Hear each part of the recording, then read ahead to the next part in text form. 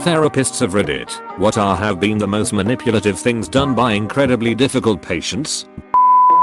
Licensed therapist here. Not a difficult patient, a difficult family. This may not be an answer to the exact question, but what I found is that the identified patient is often a symptom of the dysfunctional family.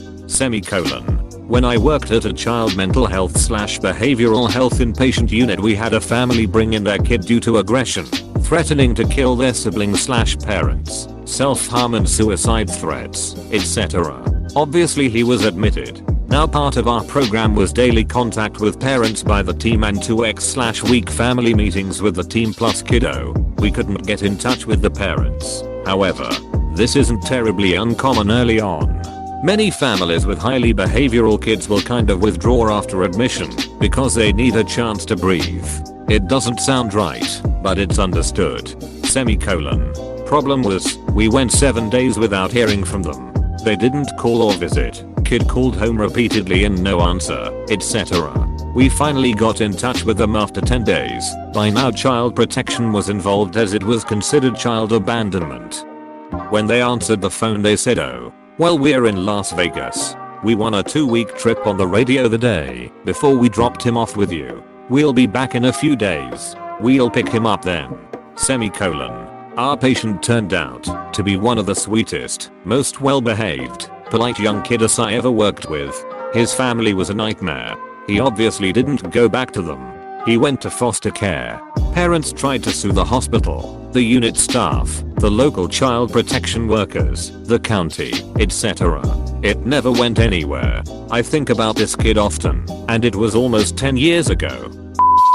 Most recently, it's the tie between someone testing positive for meth because she was walking barefoot and stepped on a needle that had to have had meth in it, and another testing positive for opiates because she picked up an unknown pill in her home and it melted in her hand, and that's why she was positive for opiates. Both of course denied using.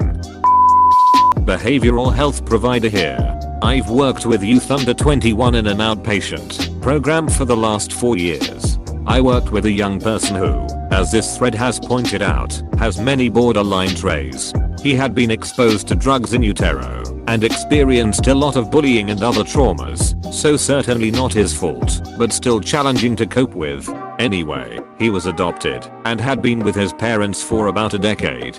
He had a friend at school who was in a group home, and he had come to the conclusion that being in a group home would mean he wouldn't have to deal with as many rules as he did in his adoptive parents' home. One session the client then began making random allegations about his adoptive parents. Everything from denying him food, beating him etc., presumably with the intent of wanting to disrupt his placement. I was suspect of his claims, but as a mandated reporter I'm required to report any claims by a minor about suspected abuse. It is not my role to prove it true or false, just to notify CPS and notify the family that I needed to make a report. I reminded him of this expectation as we had our session, and instantly his facial expression changes. He tells me, "You're not going to tell anyone." I made it all up, just like I'll tell people that you touched me and asked to touch my penis if I find out you made the report. I immediately told his caregivers that I was reporting, along with his threat, as well as immediately calling my manager to let her know what happened. Needless to say, I was never alone with that kid again, to ensure he never had an opportunity to make false allegations. I'm a marriage and family therapist. I once had a client tell me he had cancer, even faked walking with pain as he came in for a session after half his colon was removed. I did some research, and it turns out the whole thing was a lie. He mentioned doctors and diseases that didn't even exist. I continued to treat him through the lenses that he was after some sort of validation from me or the world. I did not confront him on the lies, but allowed him to feel comfortable telling me what he was ready to tell me. He never did reveal any dishonesty in the end, but he continued to come to the sessions, so I assume he was getting some benefit from it. Most of our sessions were centered around some childhood trauma that also could have been a lie. I eventually had to terminate and refer him to another therapist because I moved. I wish him all the best in life still. I just want to say that the best counselor I ever had let me lie.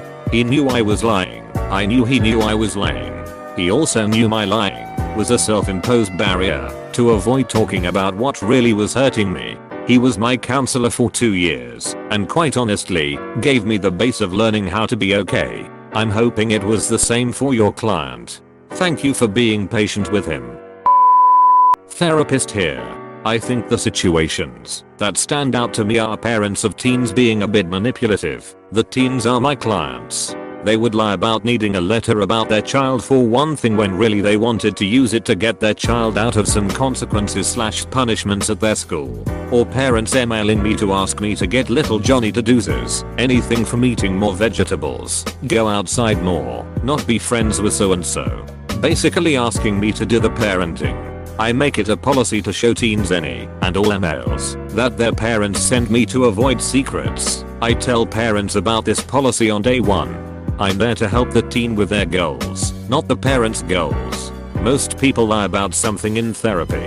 I take that as a sign that trust needs to be further established in our relationship, and I don't expect the whole truth right away. I've had people try to push my buttons or corner me in hypothetical situations. If you could choose between having dinner with me or Michael Jordan, you definitely wouldn't choose me. Or, would you leave me alone in your office with your purse sitting out? This thread made me realize I was a bit of a difficult patient, lol.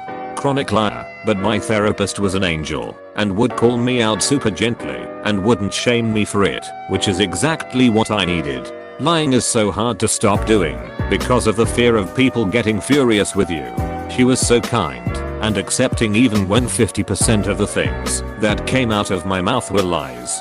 She also by coincidence was at an ice skating rink when I was there with friends, while also recovering from social anxiety, and while she kept an appropriate distance and didn't engage, I saw her once smile when she saw me order some snacks by myself without help.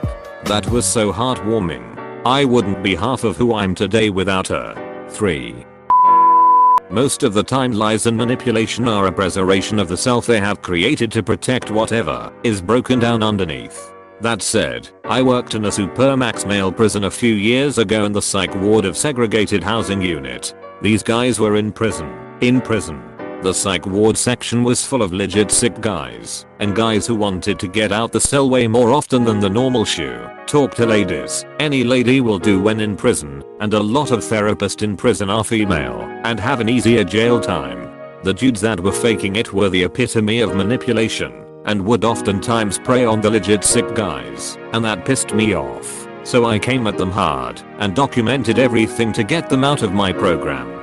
Pissed a lot of scary people off, lol. I'm not a therapist, but my job involves working with someone with untreated BPD.